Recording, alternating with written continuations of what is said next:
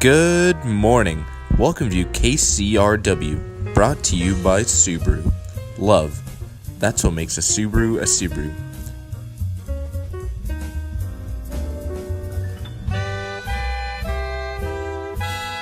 Gun control has become a hot topic in light of recent events.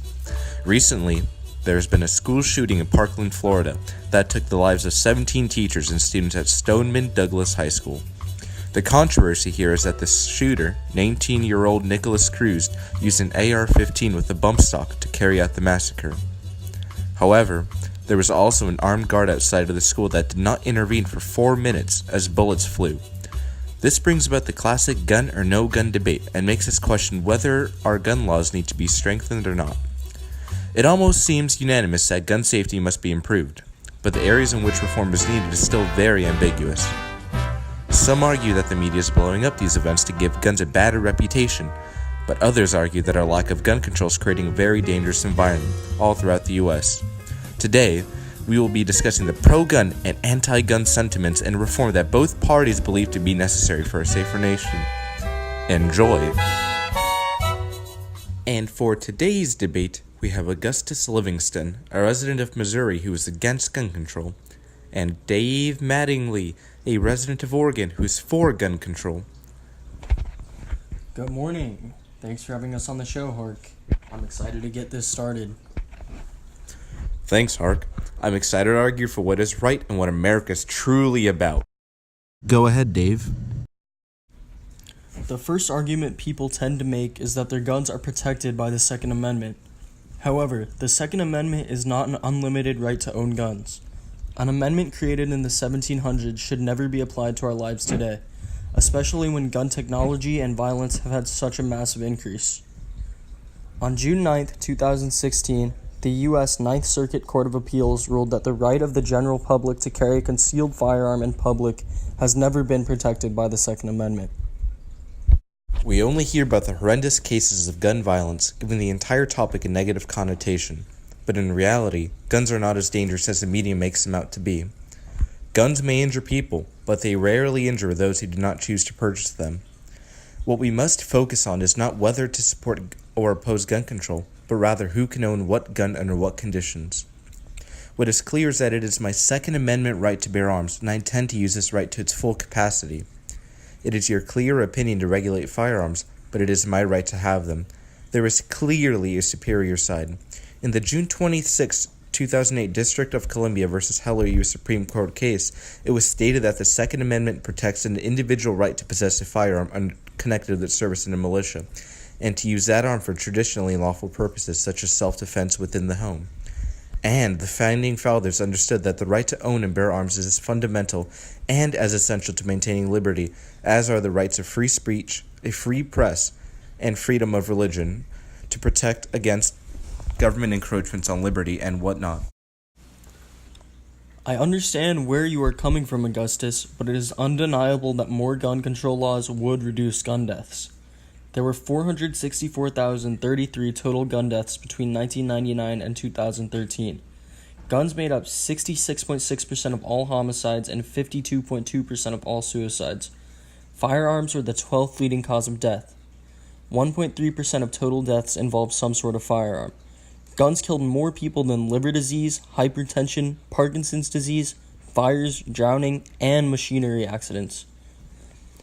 Also, American children under age 15 were 9 times more likely to die of a gun accident than children in any other advanced countries.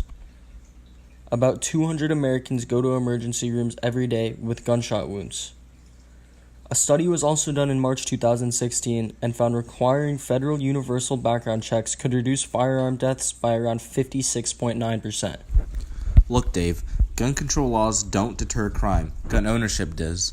A 2013 study found that between 1980 and 2009, assault weapon bans did not significantly affect murder rates at the state level, and states with the restrictions on the carrying of concealed weapons had higher gun-related murders. A survey found that 57% of people believe that owning a gun protects them from being victimized. And what you need to remember is that criminals don't obey the law. Without the fear of retaliation from victims who might be packing the heat, as some may say, criminals in possession of these illegal weapons now have a much easier job. The thing is, Augustus, the guns we have today are not needed for self-defense. Nobody needs a semi-automatic gun with a large magazine unless they are trying to cause harm. High-capacity magazines also need to be banned because they are able to turn murder into mass murder. An investigation found that high-capacity magazines were used in at least 50% of the 62 mass shootings between 1982 and 2012.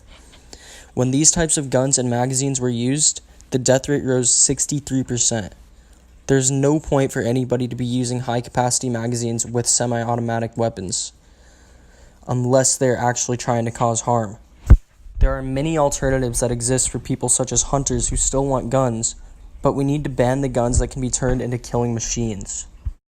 First of all, according to the National Rifle Association, guns are used for self-defense 2.5 million times a year. The police cannot protect everyone all of the time.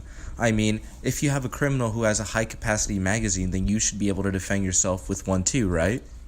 I mean, 61% of men and 56% of the women surveyed said that stricter gun laws would make it more difficult for people to protect their homes and families. And in a 2013 survey, 48% of convicted felons admitted that they avoided committing crimes when they knew the victim was armed with a gun. A report found that 79% of male gun owners and 80% of female gun owners said owning a gun made them feel safer, and 64% of people living in a home in which someone else owns a gun felt safer as well. But Augustus, guns are rarely used in self-defense, definitely not as much as you think they are.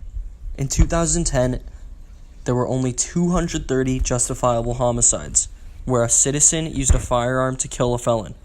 In that year, 2010, there were 8,275 criminal gun homicides.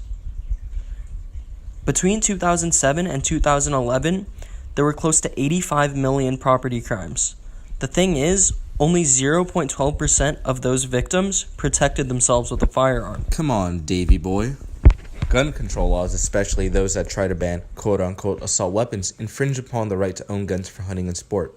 In 2011, there were 13.7 million hunters that are age 16 or older in the U.S., and they spent about $7.7 billion on guns, sights, ammunition, and other hunting equipment. These high-powered semi-automatic rifles and shotguns are used to hunt and in target shooting tournaments each year. And according to the National Shooting Sports Foundation, these so-called assault weapons are more often than not less powerful than other hunting rifles. The term assault weapon was conjured up by anti-gun legislators to scare voters into thinking these firearms are something out of a horror movie. I mean, for example, the Colt AR-15 and Springfield M1A, both labeled quote-unquote assault weapons, are the rifles most used for marksmanship competitions in the U.S. But please explain to me why we need semi-automatic weapons for hunting. There are so many better alternatives that are way less dangerous. What's wrong with hunting with a plain rifle? And can we really trust children as young as 16 years old to handle these weapons? Because I, for one, do not think that we can.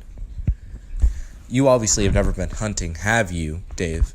When we give kids these guns, we're not giving them to them like candy or toys. We make them aware of the awful responsibility and power they have when using these weapons. Also, during competition, we regulate them so heavily and protect them in law cases that they cannot be accessed unless both either the parent or the child have the proper access to it. Dave, I see where you're coming from, but you think that by handing out these assault weapons, every person that has them will become a mass murderer. But gun control laws don't prevent criminals from obtaining guns or breaking laws. I mean, of the 62 mass shootings in the U.S. between 1982 and 2012, 49 of the shooters used legally obtained guns, and collectively, 143 guns were possessed by the killers, with about 75% of them being obtained legally. And the problem with such gun control laws is that they take away guns from law-abiding citizens while would-be criminals ignoring them. And according to a Bureau of Justice Statistics report in May of 2013, 37.4% of state prison inmates who, quote-unquote, used, carried, or possessed a firearm when they committed the crime for which they were serving a prison sentence obtained the gun from a family member or friend. It was hard to come to a solid conclusion based on Dave and Augustus's argument. They were two totally different people arguing for two totally different sides of a controversial topic. So I decided to visit a local high school in my neighborhood and interview a couple students about their sentiments on the topic. I felt it appropriate to help voice their opinion since their voice is being drowned out by numerous debates from higher people. Walking through the crowded halls of the high school brought back a sense of nostalgia from the good old days in high school I used to have.